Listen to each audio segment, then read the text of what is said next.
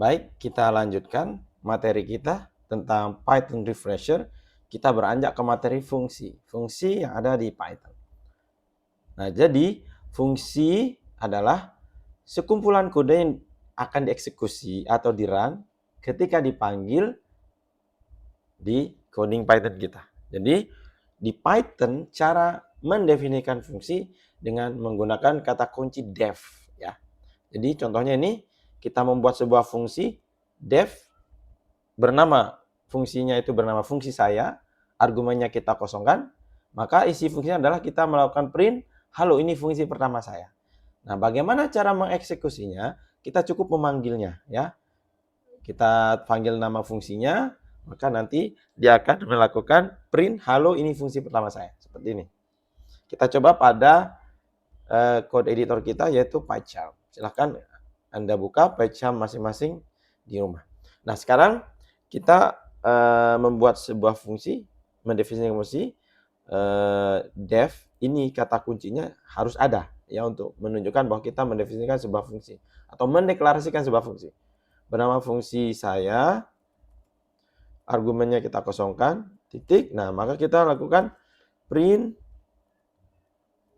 halo, koma, ini fungsi pertama saya. Nah, kemudian kita panggil fungsinya ya. Di bawah kita panggil namanya sesuai dengan nama fungsinya, fungsi saya ya. Kita run. Nah, benar ya. Ini adalah fungsi pertama saya. Kita lanjutkan. Setelah kita membuat fungsi dan memanggilnya, sekarang kita ingin menambahkan argumen. Argumen itu adalah yang ada di dalam sini. Ini kan masih kosong. Nah, argumennya ini bisa nanti kita rubah sesuai yang kita inginkan nilainya ketika kita memanggil fungsi itu. Jadi sangat fleksibel ya. Kita coba mungkin kita ganti sekarang nama orang yang kita nama orangnya beda-beda nanti dengan fungsi yang sama tapi nanti kita sebut nama orang berbeda. Maka kita buat aja di sini sebuah argumen bernama nama ya. Nah, di sini yang di print halo gitu. Ini kita ubah aja halonya ya. Mungkin dari kali ya. Dari Indonesia. Nah, gini. Nah, sebelum ini kita akan memasukkan tadi variabel nama tadi yang menjadi argumen, kita plus. Jadi nama ditambah dari Indonesia. Misalkan kalau kita ketik namanya Fauzan, Fauzan dari Indonesia. Kita panggil lagi fungsinya namanya beda. Misalkan Sulaiman, Sulaiman dari Indonesia. Nah, kita coba panggil sini ya. Karena dia string, maka kita harus kasih tanda string. Fauzan, gitu ya. Jadi nanti akan melakukan print Fauzan dari Indonesia. Nah, enaknya menggunakan fungsi, kita nggak perlu berulang-ulang membuat kode yang ada dalam blok itu sendiri. Cukup memanggil fungsinya, yaitu satu line saja. Nah, ini mungkin kita ganti mungkin Sulaiman. Nah, mungkin yang terakhir Budi kali ya. Budi. Nah, kita coba. Tuh. Fauzan dari Indonesia, Sulaiman dari Indonesia, Budi dari Indonesia. Jadi, dan fungsi ini akan sangat sering digunakan ya ketika kita nggak hanya tentang berbicara robot ya, ketika bicara Python, wah ini salah satu hal yang krusial harus dipahami. Lanjut kita ke berikutnya. Nah, sekarang boleh nggak argumen ini tidak hanya berupa string ya ataupun integer ya. Kita boleh nggak menggunakan list atau tuple atau set? Boleh ya. Maka kita coba menggunakan list atau kasus ini kita gunakan tuple saja ya karena materi kita tuple ya sebagai argumennya. Nah, sekarang saya ingin ini mungkin saya ganti dengan nama ya, argumennya mungkin makanan. Nah, nanti kita akan membuat sebuah tuple bernama makanan, isinya nanti berbagai jenis makanan. Nah, sekarang kita buat di sini dulu ya.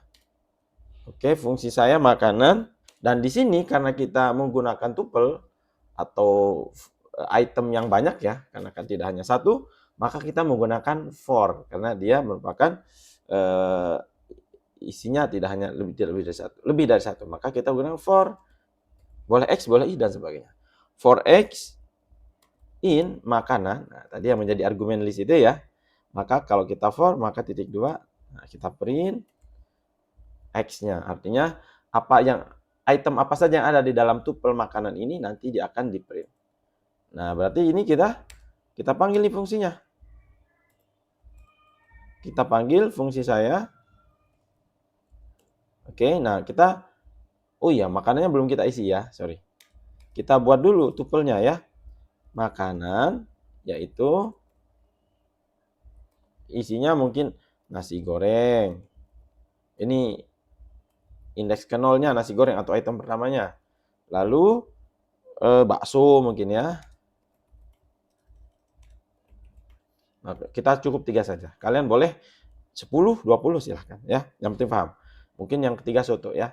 Nah, sekarang saya mau panggil fungsi saya dengan argumen tadi makanan ya. Nah, ini kita panggil nih. Berarti dia akan looping ya. Akan looping dari nasi goreng sampai soto. Kita run. Tuh ya. Nasi goreng, bakso, soto. Jadi sangat luas dan fungsi ini luar biasa luas ya. Cuma untuk kasus ini kita contoh saja, mungkin nanti latihan atau kuisnya yang akan kita elaborasi dengan konsep yang lebih menantang lagi. Oke.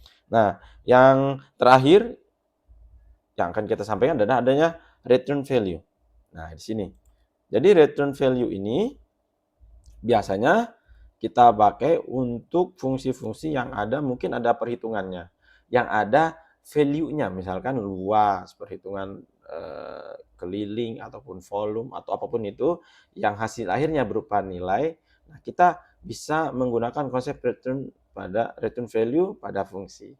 Dan ini juga berlaku tidak hanya di Python tapi di banyak bahasa pemrograman. Jadi, misalkan kita membuat fungsi fungsi saya saja ya. Nah, ini kita akan melakukan perhitungan, argumennya mungkin Y gitu kan, atau kita X saja. Berarti ini kita hapus dulu for-nya, karena dia bukan anggota yang banyak, dia cuma melakukan perhitungan. Simple ya. Nah, kita akan coba menggunakan kata kunci return, ya, karena kita nanti mau mengambil nilai hasil perhitungan di sini diberikan ke fungsi saya, gitu kan. Nah, mungkin kita mau perkalian 5 kali ya. 5 kali X, nah, gitu ya. Jadi misal kalau X-nya 2, berarti 5 kali 2. Gitu. Nah, sekarang kita panggil fungsinya. Nah, fungsi saya, nah karena dia X itu integer, mungkin kita pakai 2 ya. Kemudian, berarti 5 kali 2, 10. Harusnya 10 nanti value-nya ya, yang keluar di monitor kita. Kemudian mungkin kita 3, 2, 3, dan 4. Kita coba ya. Oke, kita running. Mohon maaf, salah, kita belum print ya, nggak keluar hasilnya. Kita print. Nah, seperti ini ya. Oke, kita print. Saya copy saja. Nah, ini kita 3, ini 4 ya. Kita run. Tuh ya. Jadi 5 kali 2, 10. Kemudian fungsi print fungsi saya yang kita panggil yang urutan kedua, yang 3, 5 kali 3, 15. 5 kali 4, 20. Itulah return value. Dan ini contoh paling sederhana. Mungkin nanti di pelatihannya kita buat lebih kompleks dan lebih menarik. Mungkin itu saja tentang fungsi. Oke, terima kasih.